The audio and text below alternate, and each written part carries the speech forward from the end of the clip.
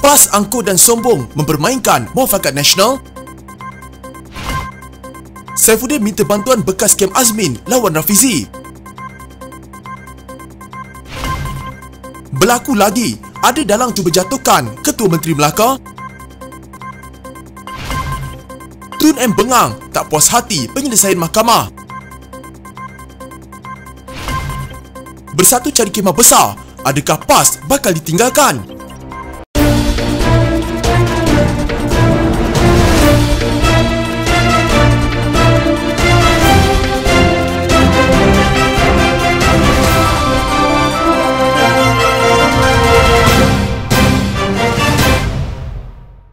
Bagi mengelak salah faham tentang status kewujudan Muafakat Nasional, veteran UMNO menyarankan supaya kerjasama antara UMNO dan PAS itu dimatikan secara rasmi, kata setiausahanya Mustafa Yaakob. Justru pihaknya mendesak agar Presiden UMNO Ahmad Zaid Hamidi mengeluarkan kenyataan secara rasmi yang menyatakan Muafakat Nasional sudah mati dan telah berkubur. Veteran UMNO sedari dulu mahukan Muafakat Nasional dibubarkan bagi mengelak ia dipersendakan dan dipolemikkan. PAS yang dengan angkuh sombong meninggalkan UMNO dalam Muafakat Nasional telah memilih untuk bersama bersatu dalam Perikatan Nasional, masih lagi menaruh harapan dan sering membangkit isu Muafakat Nasional. Kenyataan Taqiyuddin Hassan, Setiausaha Agung PAS yang terbaru jelas menunjukkan PAS mempermainkan Muafakat Nasional, katanya dalam kenyataan media. Terdahulu portal Malaysia Kini melaporkan Taqiyuddin berkata penyatuan ummah menerusi Muafakat Nasional yang digagaskan oleh PAS dan UMNO adalah formula terbaik. Katanya ini kerana penyatuan ummah itu bukan hanya terhad kepada parti-parti tertentu sahaja. Sebaliknya, ia boleh disertai oleh mana-mana parti politik,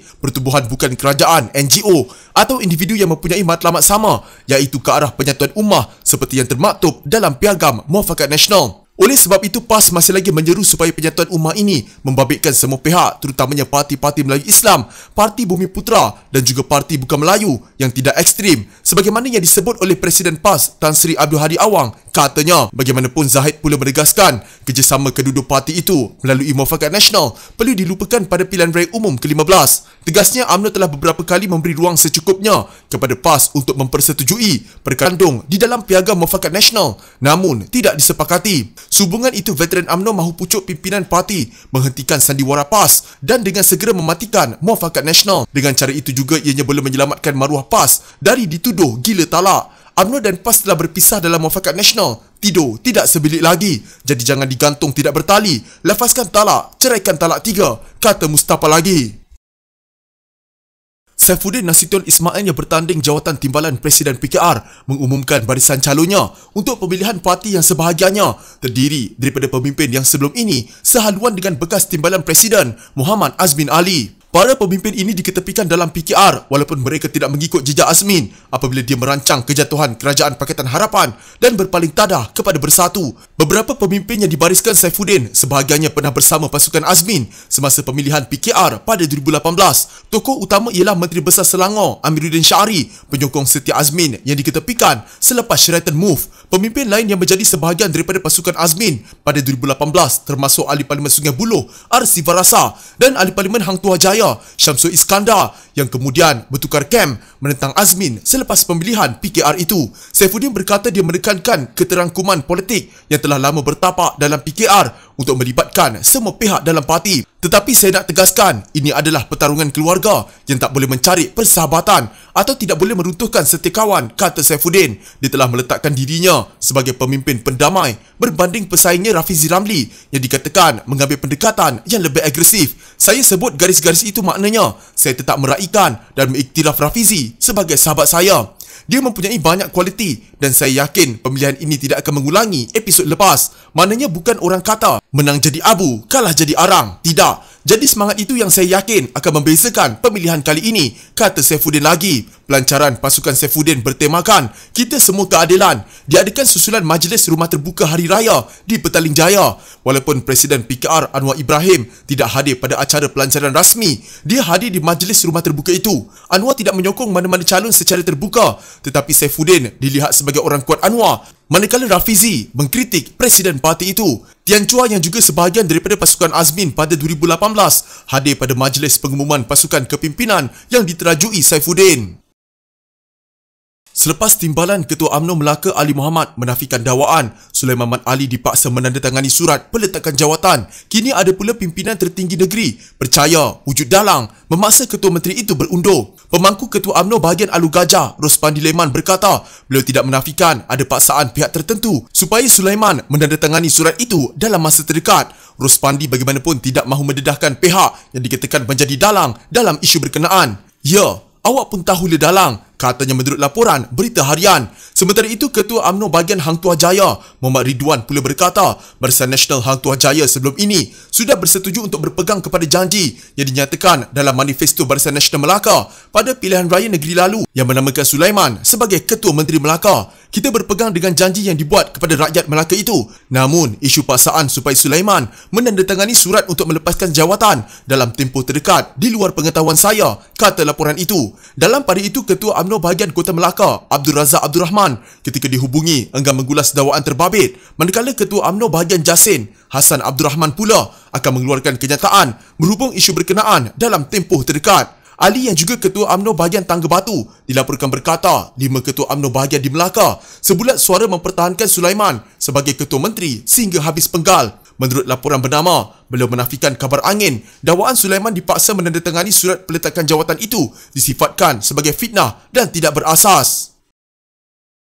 Bekas Pegawai Negara Muhammad Apandi Ali berkata, Dr. Mahathir Mohamad tidak berhak mempersoalkan penyelesaian saman RM2.23 juta yang dibuat antara dirinya dengan kerajaan berhubung kes pemecatannya ketika pemerintahan Pakatan Harapan. Walaupun Dr. Mahathir dinamakan sebagai defendant dalam samannya, Apandi berkata, bekas Perdana Menteri itu hanya mahukan perhatian selepas menimbulkan semula perkara itu, sedangkan ia sudah diselesaikan 3 minggu lalu. Bukan dia, iaitu Dr. Mahathir, berhak setuju atau tak setuju berhubung langkah penyelesaian yang diambil sebab ini saman terhadap kerajaan dan kerajaan sudah setuju selesai di luar mahkamah. Yang mewakili kerajaan adalah Pegawai Negara.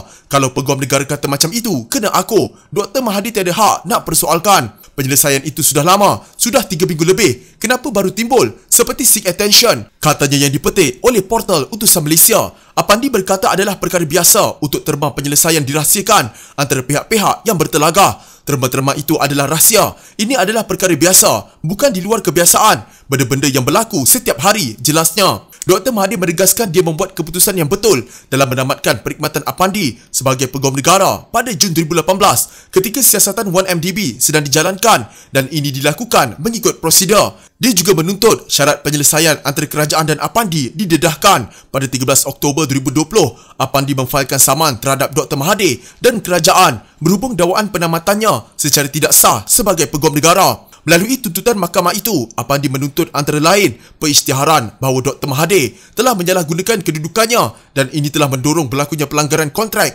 antara beliau dan kerajaan Malaysia. Apandi memohon ganti rugi khas RM2.23 juta sebagai ganti rugi am dan teladan, kos dan relief lain yang difikirkan wajar oleh mahkamah. Bagaimanapun menerusi kenyataan pembelaan yang difailkan pada November 2020, Mahathir dan kerajaan menegaskan bahawa penamatan kontrak itu adalah sah dan mengikut peruntukan Perlembagaan Persekutuan. Pada 13 April 2022, Mahkamah Tinggi Kuala Lumpur membatalkan saman itu selepas kerajaan bersetuju untuk menyelesaikan kes itu tanpa sebarang pengakuan liability dan syarat penyelesaian itu tidak dapat didedahkan secara terbuka. Ahli Majlis Tertinggi UMNO Ahmad Syabri Cik bersetuju dengan pandangan Timbalan Presiden PAS Tuan Ibrahim Tuan Man bahawa penyatuan ummah lebih besar daripada kerjasama politik. Pada masa sama, Syabri berkata ummah juga tidak akan berpecah tanpa kerjasama politik. Mengulas isu kerjasama politik antara UMNO dan PAS dalam Mufakat Nasional, dia berkata biarlah Barisan Nasional bergerak secara solo. Katanya UMNO dan PAS telah bertembung dalam beberapa PRK sebelum ini, namun kedua-duanya masih boleh bersama dalam kerajaan. Betul, saya setuju.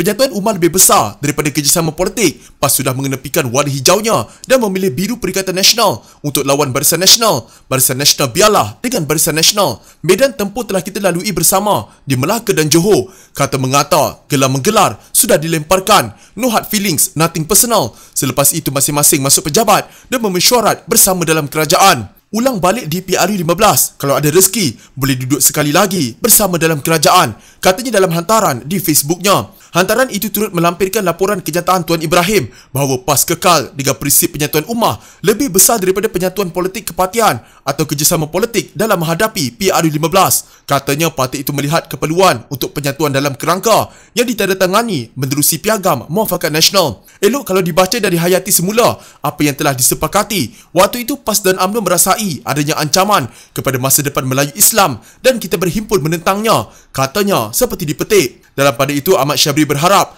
PAS tidak akan ditinggalkan Bersatu yang kini sedang mencari kemah besar untuk menjadi Perdana Menteri ke-10. Kabarnya Bersatu pun sedang cari kemah besar, cari formula nak jadi Perdana Menteri ke-10. Mudahan PAS tak ditinggalkan. Kalau ada rezeki, tak kira dengan siapa, PAS tetap dalam kerajaan. Umat tak pecah pun tanpa kerjasama politik. Chill, relax dan sejukkan hati, katanya lagi.